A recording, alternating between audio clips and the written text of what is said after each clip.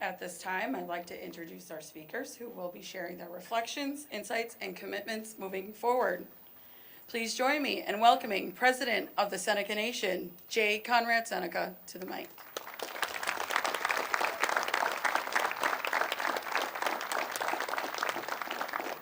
Yo, Erica, I appreciate that. Yo, Scannell, how's everybody doing today? Good? All right. What a beautiful day here in Irving on the Cattaraugus territory. As I always say, the sun always shines in Irving. But I'd like to welcome everybody here, all of our people that are here, our guests here to our territory. Thanks for being here today. It's been a great morning here, spending with the governor, talking about the many issues here at Seneca Nation, the Thomas Indian School, its history, and having the governor the opportunity to speak with some of the survivors and families here from the Thomas Indian School. You know, I always think about a time when I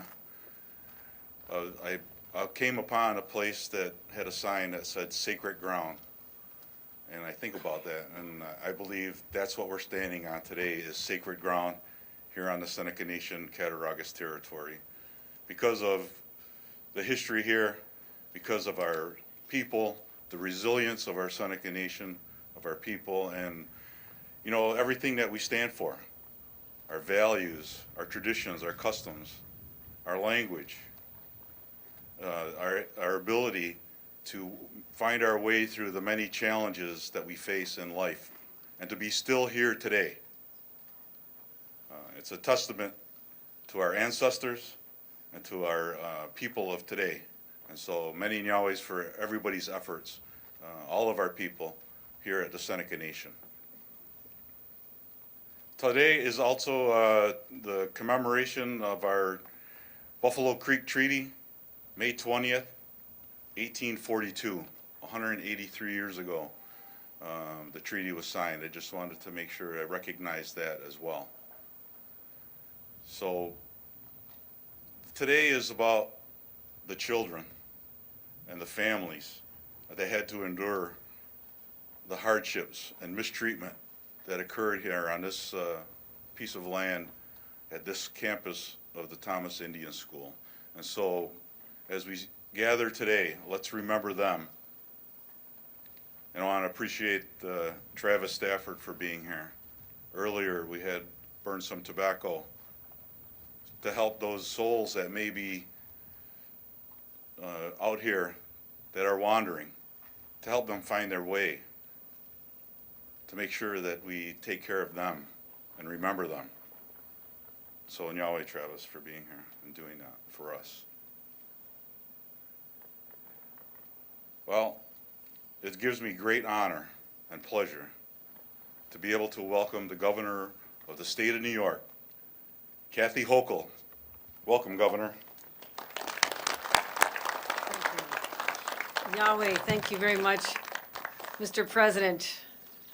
Yes, indeed, the sun always shines in Irving. I'm from Hamburg. I can attest to that. We always came down here. We need a little sunshine.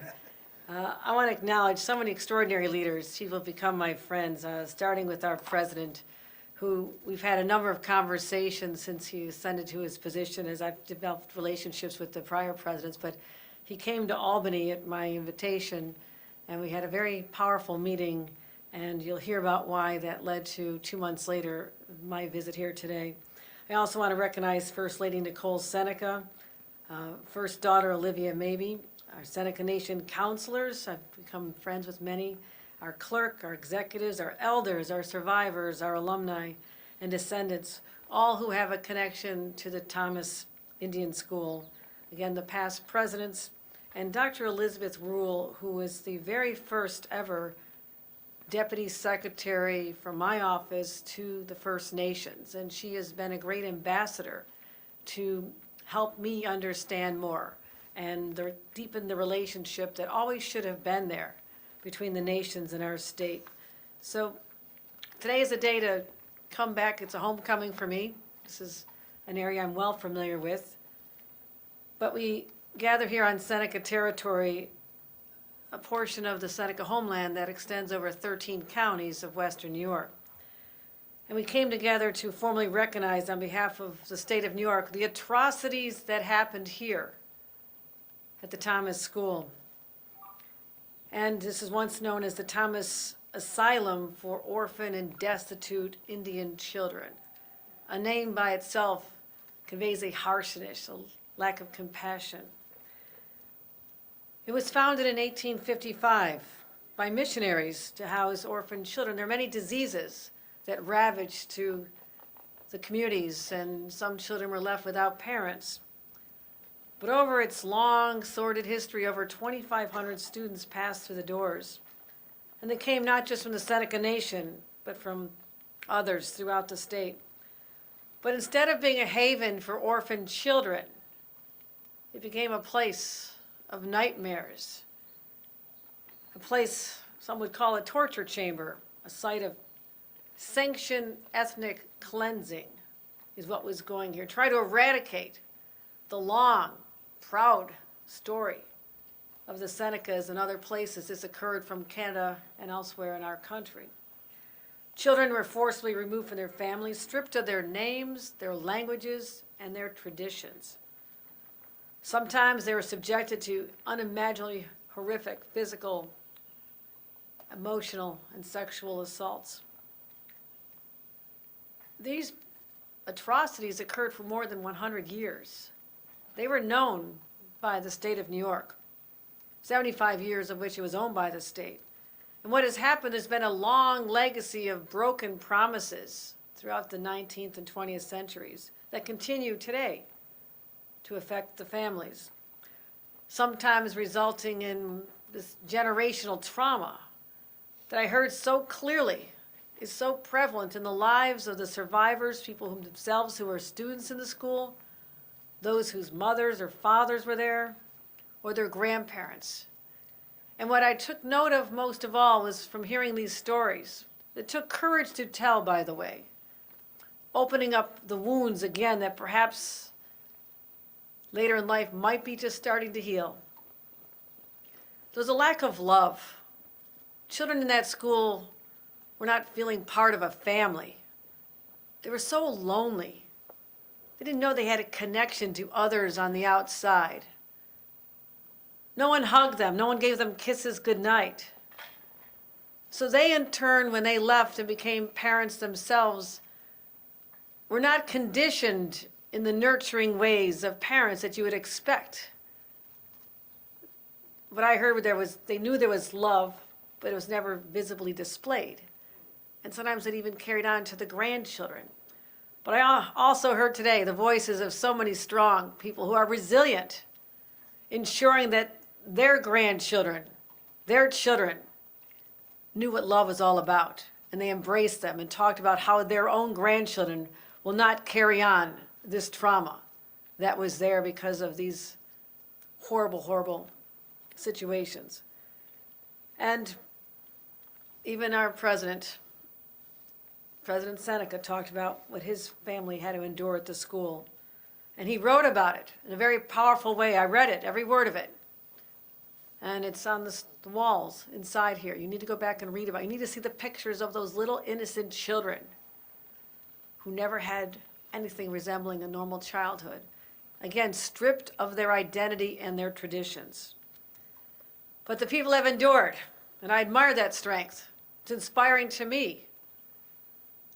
And holding on now to the traditions, the dance, the food, the clothing, all those will now be passed on forevermore because people stood up and said, no, we are reclaiming our identity.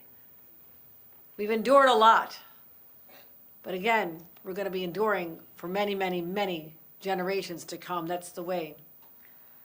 So the story started emerging with cases up in Canada. They started coming here. And I cannot change the horrors of the past. I wish I could. I wish I could just wipe it all away. You deserve that. But first of all, by teaching our children today is a first step, making sure they understand what happened then. And that's one of the reasons why, in my budget, I'm insisting that we create new educational materials about the indigenous nations, their histories, their cultures, their contributions. And I want that in our New York K through 12 schools. So there's a deeper understanding of the people whose land we are on and what they have gone through. That is a first step forward. And in order to avoid repeating the sins of the past, we will acknowledge as a state the role we played. The path is not always easy moving forward, but it must include the collective movement to reclaim dignity and the ancestral legacy. It must include the telling of the truth about what happened at that school. And it must include repatriating those who are lost. And it must include a cultural revitalization and justice. And it must include the healing practices and spiritual ceremonies that were shunned for so long. I will play my role. That's why today, on behalf of the state of New York, I, Governor Kathy Hochul, apologize to the Seneca Nation of Indians and survivors and descendants from all nations who attended the Thomas Indian School. And I recognize, on behalf of the people of this state, the atrocities that were committed there and the enduring trauma that's been inflicted upon the Seneca and all indigenous peoples across our state. And that is why I recommit to the truth, the justice, the reconciliation, accountability, and healing that must begin today and forward into the future. With that, I'll present a proclamation to President Seneca on behalf of the people of the state of New York, acknowledging everything I've just said, but I want this forever enshrined, visible to the rest of the state, that this day occurred, and I will say long overdue. I'm here 2 months after I was asked. Other governors should have preceded me. But here we are today, and I'm honored and privileged to be the governor of a state that has such a rich history because of the people who are here today and those who came before, for we indeed are on their lands. Thank you very much.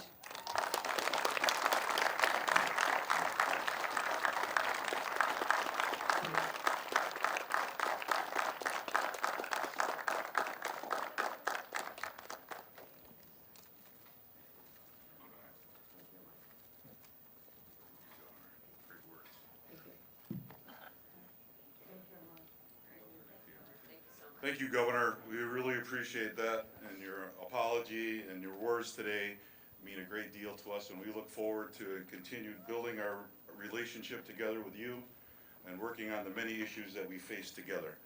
And as in Yahweh to everybody here today, thank you for attending. We appreciate you, and many thanks.